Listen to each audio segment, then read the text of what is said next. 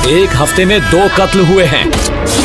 शिकार को एक ही वार में 2 घाव देना, ये तरीका तो इरुटन चाको का ही है। एक खूनी जो किसी को कहीं बंद कर देता है और सिर्फ उसकी माँ से बात करने की इजाजत देता है, हमें उसी को ढूंढ निकालना है।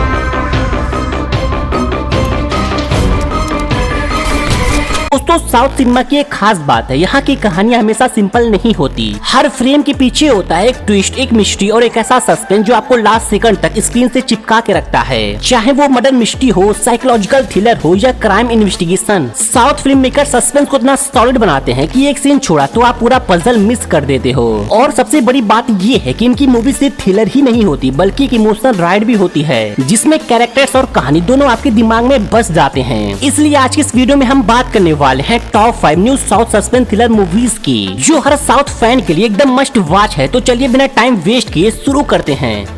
ना ही ये कोई गेम है, ना ही रैंडम किलिंग है, क्योंकि उसने क्लू छोड़े हैं।